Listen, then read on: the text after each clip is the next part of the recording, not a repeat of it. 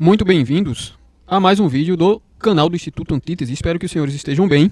E nós iremos tratar nessa oportunidade, importante, irmãos, um assunto que eu entendo residir também fora do horizonte intelectual teológico brasileiro e que está realmente debaixo de um silêncio ensurdecedor, mesmo sendo um assunto de uma relevância mundial, não só no Ocidente, mas inclusive no Oriente, ok? Nós iremos tratar aqui, num primeiro momento, dependendo da receptividade, do interesse dos senhores, iremos tratar aqui, certo?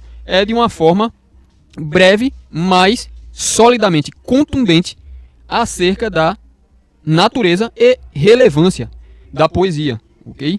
Então, o tema de nosso vídeo nessa oportunidade é a poesia mística como autoconhecimento.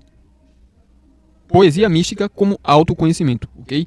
E eu escolhi tratar em específico da poesia mística, visto que temos diversos outros tipos poéticos, porque a poesia mística, ela se caracteriza por ser ela própria a alma da poesia, ok? Então, a poesia mística, nós podemos dizer que é o espírito poético, ok? Em si mesmo, não é? Mas, obviamente, os outros tipos poéticos possuem a sua importância e objetivos, inclusive conectados com a poesia mística. Então, por isso, trato aqui de poesia mística, ok? Mas nós temos aí a importância, por exemplo, e é uma importância permanente, certo? Da poesia lírica, a poesia trágica, a poesia épica, a poesia bucólica, poesia coral, poesia erótica, etc, etc, etc, ok? E esses tipos poéticos, eles pervadem toda a cultura ocidental, ok? Toda a cultura ocidental. Aqueles que leem história, por exemplo, né? E principalmente filosofia, deparam-se constantemente com diversos nomes importantes e que, de fato, eles não foram apenas poetas, ok? Mas, do ponto de vista, certo? De como eu entendo, de como eu enxergo a poesia, eu diria que a ocupação mais importante, a ocupação superior desses intelectuais, né, seria exatamente a poesia, né? Todos são poetas, e não são apenas poetas, mas todos são poetas, como por exemplo, o Homero, o Virgílio, o Hesíodo, certo? O Ésquilo, o Dante Alighieri, italiano da Idade Média, que escreveu a Divina Comédia, William Shakespeare, o inglês do século XVI, o Goethe, não é? O Johann von Goethe, o alemão. Poderíamos dizer que ele foi o principal vulto cultural da Alemanha moderna, certo? Ainda poderíamos mencionar o William Blake, T.S. Eliot, e vamos nos deter aqui no Kabir, certo? Primeiramente, que é um poeta de origem indiana. O Kabir, ele tem uma diferenciação, porque o Kabir, ele fundiu elementos do hinduísmo com o islamismo, mais a mística islâmica, que é o sufismo. E o objetivo do Kabir, o que ele entendia como poesia, era exatamente transpor todos os limites do dogma e dos rituais na religião. Para ele, a experiência pura do místico era o ápice, não é? Do autoconhecimento e da piedade religiosa. Então o Kabir, ele teve uma influência, nós podemos dizer, transcontinental, certo? Transcontinental. Ele vive no século XV, não é? Temos ainda um outro poeta muito importante, inclusive aqui no Brasil ele é bastante falado, sobretudo nos círculos, inclusive também o Kabir, católicos, certo? Ou esotéricos, com S, né? Círculos pagãos, que é o Rumi. O Rumi foi um poeta persa do século XIII, que escreveu bastante coisa, e inclusive ele via, certo, no arquétipo do amor, algo vital para a poesia. Não é algo vital para a poesia. E a poesia do Rumi, ele atingiu diversas gerações, né? Até hoje, o Rumi, ele é conhecido no âmbito internacional quando o assunto é poesia mística, ok? Me parece que temos alguma coisa dele aqui, inclusive no Brasil, né? Traduzido, eu não vou lembrar aqui de cabeça, de memória, mas é um poeta memorável e eu diria assim, fundamental caso se queira compreender o que é poesia mística, certo? O que é poesia mística. Então nós iremos aqui para a definição dessa questão da poesia mística. O que é a poesia mística certo? Em relação aos demais tipos poéticos. Qual é a sua importância predominante? Por que falar de poesia mística, sendo que a mística ela é uma coisa extremamente, do ponto de vista conceitual e cultural, principalmente hoje na contemporaneidade, evanescente, empoeirada, irrelevante, esquecida, certo? Então vamos explicitar aqui esse ponto da melhor maneira. Primeiro que a poesia mística, ela é a alma da poesia, certo? E, portanto, ela possui um controle, abrangência e significado universal da poesia. Ela consiste em enfatizar a devoção ao sagrado. Ou seja, a devoção da alma ao sagrado. A poesia mística, ela orienta, ela rege, ela traz e ela própria fornece o êxtase da alma em direção ao sagrado.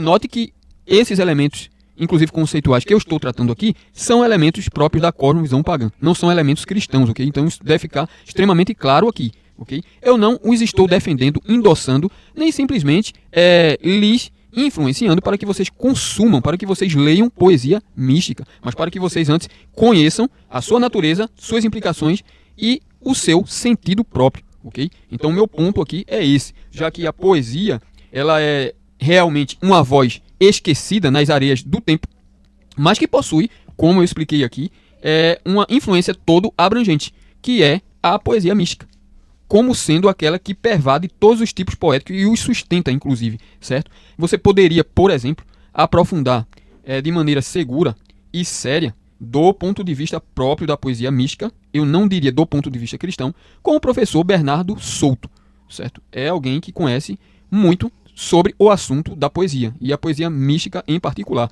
Temos também aqui no Brasil um outro poeta importante, inclusive o Bernardo Souto também ele é um poeta, né? Temos outro importante que é o Ângelo Monteiro, ok? Que reside no estado de Pernambuco. Então, ele é alguém que conhece muito, inclusive do ponto de vista nacional, a poesia, não é? Então, a poesia mística, ela não se dedica meramente, como no caso, e que obviamente a poesia se dedica, não é?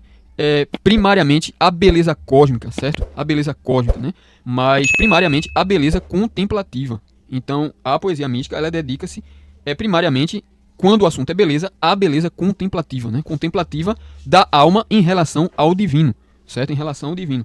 E esse divino aqui é interessante notar e explicitar que é o divino de acordo com a cosmovisão pagã. Inclusive, o Ângelo Monteiro, ele vai explicar em uma de suas aulas, né, ele afirma que o divino, ou seja, o sagrado, é o maior objeto, o sentido último da poesia.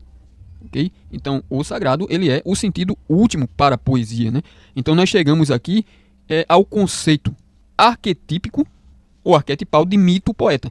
Então, por exemplo, Homero, Virgílio, Hesíodo, certo? Nós poderíamos falar também Ésquilo, né, etc., como mito-poetas. E o mito-poeta, ele é aquele que vai trazer, certo, toda a sabedoria poética para a sociedade. Para a sociedade. Por quê? Note aqui que nós temos dois elementos nesse conceito composto. O elemento mítico e o elemento poético, não é? Em relação aqui à pessoa do poeta propriamente. Então, nós vemos que a poesia, por ter sua origem no sagrado, não é? O mito é essa revelação do sagrado. E o poeta é, no sentido original, a voz dos deuses. Não é? Então, o mito-poeta é aquele que traz a voz dos deuses para a sociedade. Então, é realmente uma coisa extremamente estranha, extremamente distante à nossa mentalidade cética contemporânea, que, no entanto, ela habita, eu diria assim, nos rincões da inconsciência psicocognitiva do Ocidente. Do Ocidente. Então, a poesia é algo a qual ninguém pode estar livre e que sua importância, ela é, certo? Não como muitos encaram, não é? Sem um conhecimento mais sólido e vasto. A sua importância em nenhum momento está simplesmente na questão da beleza cósmica, não é? ou etc. Entende? Então não é o poder literário expressivo ou literário linguístico ao qual objetiva sumamente a poesia. O ponto da poesia não é esse. O ponto da poesia não é esse. Então, a poesia, ela simplesmente habita no interior do santuário iniciático. Então, quando falamos em poesia mística, o conceito de mística ou de místico, não é? Ele demonstra o misterioso, o sobrenatural. Então, essa é a ideia de poesia mística. Essa é a ideia de poesia mística, né? E esse misterioso e esse sobrenatural, ele possui exatamente o que eu definiria da seguinte forma, né? O inaugurador do silêncio racional absoluto. O inaugurador do silêncio racional absoluto. Ou seja, você não pode penetrá-lo, perfurá-lo com a sua capacidade lógico-analítica. Isso não é possível. Isso não é possível. Ao ter contato com a dimensão da poesia mística, você não pode, de forma alguma, avaliar. Mas você só pode, eu diria, experimentar o êxtase poético. E esse é o ponto. Agora, as consequências desse êxtase poético, elas são da ordem do autoconhecimento. Ou seja, a vontade, a cognição, os sentimentos e a autoconsciência, ela é alterada, certo? E ela é alterada de forma articulada para a compreensão do divino, para a compreensão do divino. Então, esse controle, eu diria, experiencial, ele foge totalmente do domínio racional. Então, não há como lutar contra a influência ou contra essa voz poética onipotente sem as armas da justiça, sem a palavra de Deus. Isso não é possível. Isso não é possível. Certo? Então, nós vemos que esse problema da poesia, ele é um problema, né? Em relação à cosmovisão cristã, extremamente tácito, imperceptível quase, certo? Mas que é um problema tão relevante quanto a cultura. Por quê? Porque a poesia, ela é a fonte da criação cultural, inclusive. Então não é possível cultura sem poesia. Então vejam que a situação, ela é exatamente essa, né? Uma outra coisa importante acerca da poesia, irmãos, é que a poesia, ela é a causa última da literatura. A poesia, ela é a causa última da literatura porque ela é formativa do autoconhecimento humano. Então, esse é que é o ponto. Esse é que é o ponto. E claro que toda essa explicação que eu trago aqui a lume, ela é uma explicação que exigirá, certo, para a vossa compreensão, diversos caminhos, não é?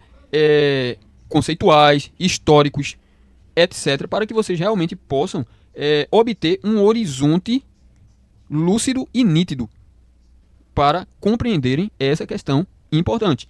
Mas aqui eu ainda falo o seguinte: veja bem, para o Goethe, a poesia, ela era a voz do inefável, né? Então, esse inefável para o Goethe, nós podemos dizer tranquilamente que era sinônimo do divino. Tanto é que o romantismo, ele foi a aurora do espírito poético. Então, o romantismo não foi, como muitos dizem, e claro, inclusive, mas não essencialmente, né, uma contracorrente filosófica ao iluminismo, à modernidade e assim por diante. Percebem? Porque a poesia, ela é, certo? Essa matriz, certo? Da revelação, né? É a matriz da revelação que, inclusive, condiciona o nascimento da filosofia, certo? Então, nós não podemos, assim, de forma alguma, exagerar a importância da poesia. Não podemos exagerar a importância, certo, da poesia, não é?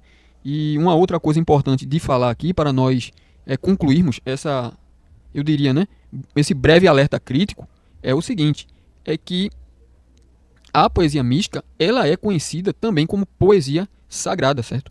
Então, isso é algo do mundo da literatura poética, né? Não é uma coisa que eu estou simplesmente interpretando a bel prazer, mas que é conhecido, aí é um fato comum da literatura poética, certo? Então, nós podemos dizer, do ponto de vista cristão, que ela é, inclusive, a fonte, certo?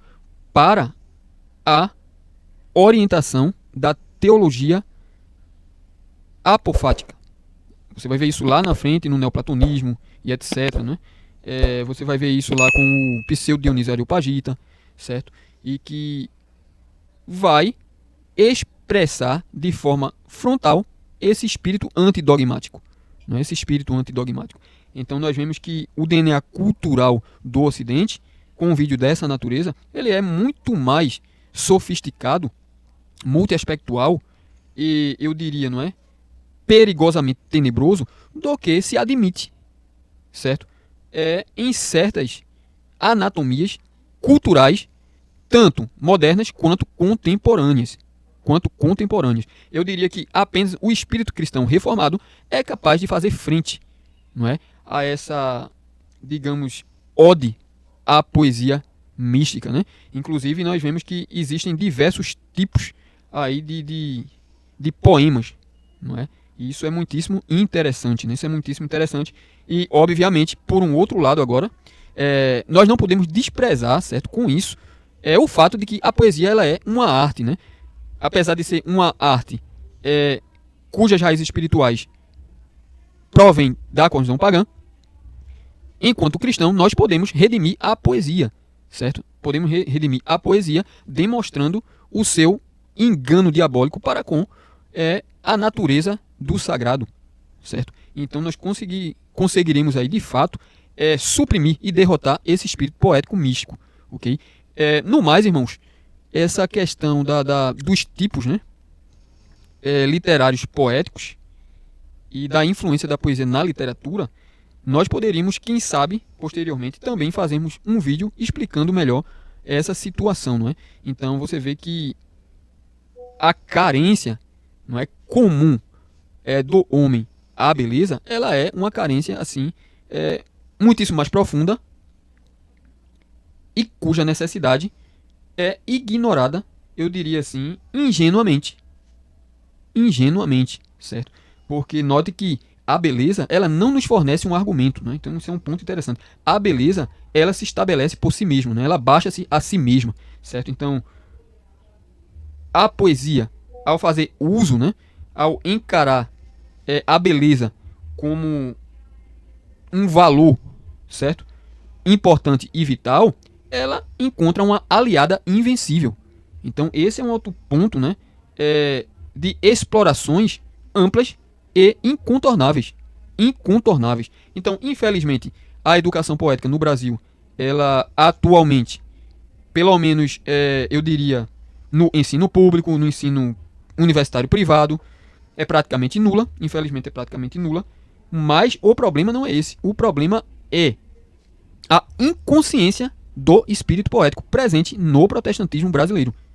Não é? Quer dizer, existe uma inconsciência, certo? Uma inconsciência. E, por consequência, também da própria importância e da própria regência da literatura na consciência do protestantismo brasileiro, certo? Então, nós precisamos realmente, eu diria, nos posicionarmos em linhas analíticas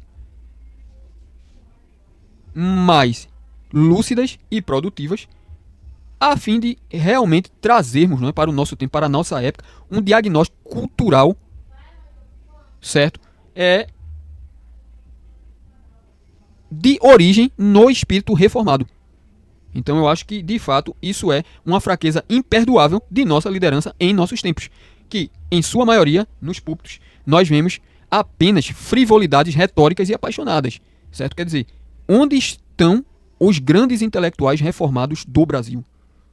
Quando o assunto é a cosmovisão reformada, não é? E não apenas a teologia como um componente ou como uma força formativa para o âmbito da piedade na religião cristã. A teologia reformada, ela não está presa, ela não está condicionada apenas a isso. Obviamente, isso é um componente essencial, mas não é todos os componentes da teologia. A teologia reformada ela tem um componente, eu diria, cultural, civilizatório próprio. E por isso eu estou aqui tratando da importância da poesia e da literatura para a cultura ocidental, né? E mais ainda para a cultura aqui brasileira, certo? Para a cultura brasileira. Por exemplo, eu não conheço no Brasil um poeta reformado, né? Eu não conheço isso no Brasil. Então, o Brasil está realmente, no que tange à cultura reformada, num ponto crítico, né? E temos, então, de fato, um necrotério intelectual reformado que simplesmente acredita estar lidando com as questões mais elevadas do nosso tempo. Esse é o meu ponto. Então, que Deus abençoe. Peço que os irmãos curtam o vídeo, compartilhem, comentem. Não deixem esse vídeo morrer, porque será difícil, pelo menos, vocês encontrarem alguém tratar desse assunto, né? Um assunto tão solene, um assunto tão necessário para nós, entendeu? Inclusive para mim próprio, né? É um assunto ao qual realmente eu fico assim abismado com a própria condição do assunto e que o nosso ambiente cultural não nos dá qualquer tipo de, eu diria assim, suporte ou condições mínimas para nós tratarmos e para nós obtermos um significado contextual no presente, não é? É realmente como se fosse uma memória morta da importância poética que nós conseguimos obter aqui no Brasil e nada mais, entendeu? E isso é realmente algo sério, né? Isso é realmente algo sério porque a influência teológica do paganismo me parece ser mais efetiva e potente no espírito poético. Então, que Deus vos abençoe.